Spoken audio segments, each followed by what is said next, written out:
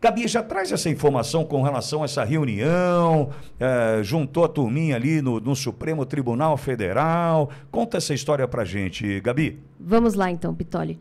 De acordo com o Poder 360, representantes dos três poderes se reuniram nesta terça-feira, dia 20, para um almoço na sede do Supremo Tribunal Federal em Brasília, com o objetivo de chegar a um consenso a respeito do impasse das emendas. O encontro começou em torno de meio-dia e meio e durou, né, na verdade, cerca de 3 horas, durou até mais ou menos 3h30 da tarde. Inclusive, esse prolongamento fez com que o vice-presidente da Corte, Edson Fachin, cancelasse a sessão da segunda turma desta terça-feira. Foi transferido os julgamentos em pauta para o dia 3 de setembro. Aí nas imagens estamos vendo quem participou desse encontro e onde se sentaram. Então temos ministros do STF, temos ministros de Lula e também, né, membros do Congresso. Estavam no encontro 11 ministros da Corte, o ministro-chefe da Advocacia Geral da União, Jorge Messias, e o ministro da Casa Civil, Rui Costa, representando o Planalto. Também compareceram os presidentes da Câmara, Arthur Lira, e do Senado, Rodrigo Pacheco. O encontro foi convocado pelo presidente do STF, Roberto Barroso, depois da escalada de tensão entre os poderes na última sexta-feira, dia 16 de agosto, quando, por unanimidade, os ministros do Supremo referendaram decisões de Flávio Dino para impor restrições ao pagamento de emendas por parlamentares. O movimento de endosso levou a reações do Congresso, que destravou o andamento de pautas que impactam o judiciário, como um projeto que limita as decisões monocráticas da Corte, a exemplo das de Dino a respeito das emendas. Na semana passada, a CMO rejeitou uma MP que distribuía 1,3 bilhão ao seu orçamento. A reunião durou cerca de 3 horas. E vale lembrar, Pitoli, que na noite de segunda-feira, dia 19, ou seja, um dia antes dessa reunião, Arthur Lira se reuniu com o presidente Lula no Palácio do Planalto, também para discutir a questão das emendas. O governo, até o momento, tentou se manter afastado do embate sobre o tema, que tem foco entre o Congresso e a Suprema Corte. Lula já afirmou publicamente, entretanto, que é preciso fazer correções no formato das emendas. O Executivo estuda a possibilidade de um formato de meio termo para os recursos, hoje 100% na mão dos congressistas. Pitoli. Olavo. E o Pix? Nada ainda? Pois é.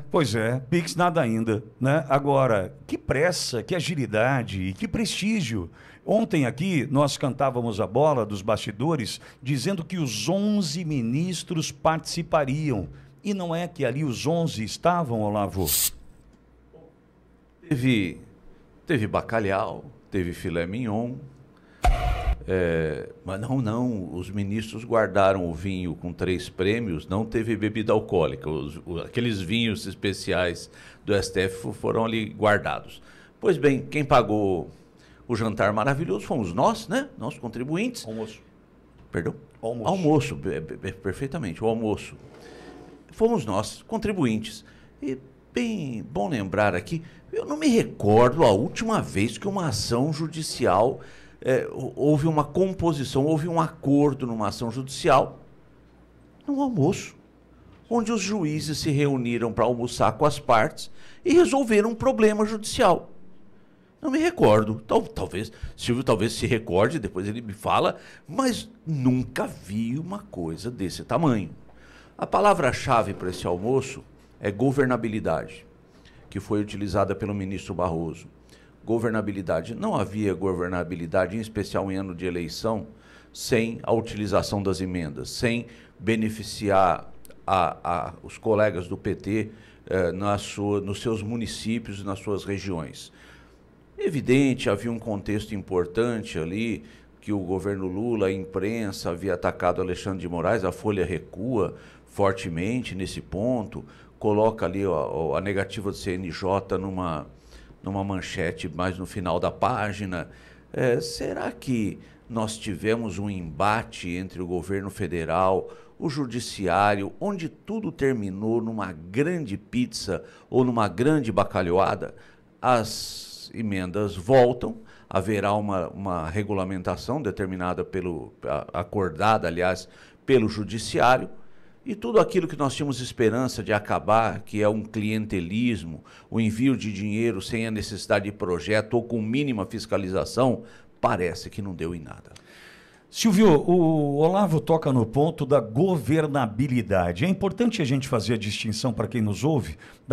Tem dois pilares, né, de uma administração pública, que é a governança. A governança é a questão técnica. Quando você coloca alguém técnico para tocar uma secretaria, um ministério, né, esse técnico ele vai garantir a governança, né, da sua pasta. Governabilidade é a questão política, né, como ter trânsito político, aprovação de, né, recebimento de emendas, aprovação de orçamento, enfim. Então nós temos esses dois pilares. Quando o Olavo toca em governabilidade, a gente vê na mesa 11 ministros do Supremo, a gente está falando de fato de um tribunal que deixa de ser técnico e vira um tribunal político, hein, Silvio? Bom, a composição dessa reunião, 16 presentes, mostra como está distribuído hoje o governo brasileiro, quem governa o Brasil. Porque ali estavam 11 ministros da Suprema Corte, a última corte recursal do país, que deveria ser só a guardiã da Constituição, sem se intrometer nos outros dois poderes da República, assim diz o artigo 2º da Constituição. Poderes independentes e harmônicos entre si. 2 representantes do Executivo, ou seja, representando o presidente Lula da Silva. Estavam lá o ministro da Casa Civil, Rui Costa, e o advogado-geral da União, Jorge Messias. E os 2 presidentes do sistema bicameral do Legislativo, Rodrigo Pacheco pelo Senado, também presidente do Congresso, e Arthur Lira, presidente da Câmara. Agora, ocorre que a discussão sobre o orçamento público deve acontecer, e historicamente é um cabo de guerra entre Poder Executivo e Congresso Nacional. Sempre foi assim. Inclusive com escândalos. Na década de 1990, os anões do orçamento, depois os sanguessugas. São vários episódios que mostram embates, corrupção, a barganha nos ministérios para que os parlamentares consigam mais recursos. Mas ali estavam só 4 e do outro lado estavam 11. Por que o Supremo Tribunal Federal quer se meter na execução do orçamento público, que é muito bem descrita na nossa Constituição de 1988, que, aliás, conferiu mais poderes ao Congresso no debate sobre verbas públicas? O artigo 165, e segue a partir dele, escreve muito bem. E o orçamento da União, ele passa por etapas com calendário. É o plano plurianual, o PPA, depois a LDO, a Lei de Diretrizes Orçamentárias, que vai desembocar na LOA, na Lei Orçamentária Anual. É dali que se nasce a distribuição de recursos. Porém, o Supremo Tribunal Federal quer deixar muito claro quem é que manda hoje no Brasil sobre tudo e qualquer assunto. Não só ele atravessa o Congresso Nacional, as prerrogativas do Congresso Nacional, como também demonstra uma aliança com o Palácio do Planalto, que não tem força mais nesse cabo de guerra com o Congresso, porque o governo Lula não tem maioria na Câmara dos Deputados. Então, se não tem maioria dentro do Legislativo, muda-se a regra do jogo, pede apoio, se pendura no Supremo Tribunal Federal e traz os ministros da Corte para dentro desse tabuleiro. Evidente também que a figura do ministro Flávio Dino, como quem colocou primeiro a sua digital nessa questão, deixa muito claro, porque Flávio Dino é egresso do Poder Executivo, mesmo tendo um cargo que não exerceu no Legislativo.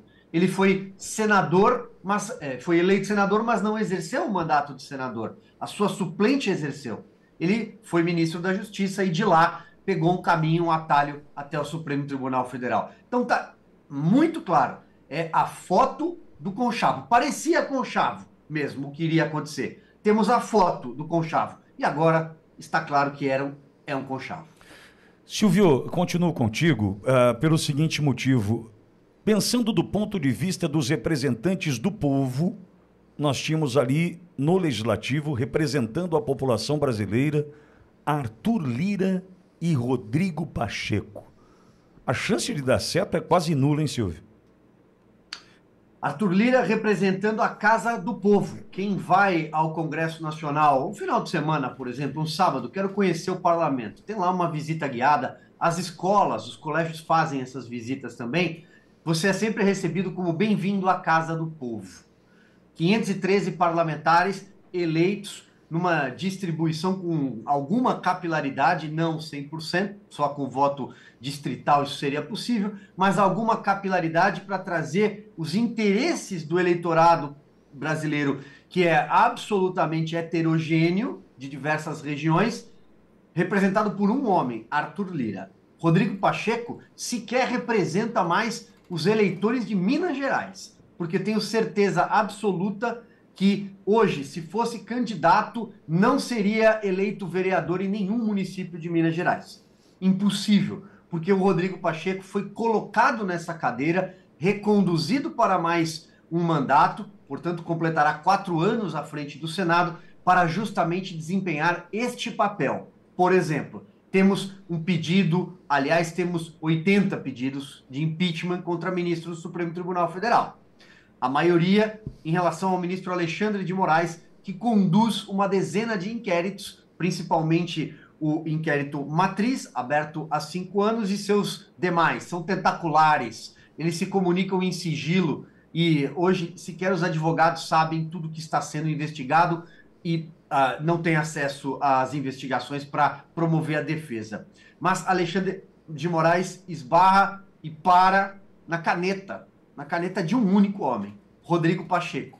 Rodrigo Pacheco não vai pautar o impeachment contra nenhum ministro do Supremo Tribunal Federal. Ele não permite que a única casa regulatória que poderia estabelecer o sistema de freios e contrapesos da República exerça sua prerrogativa constitucional.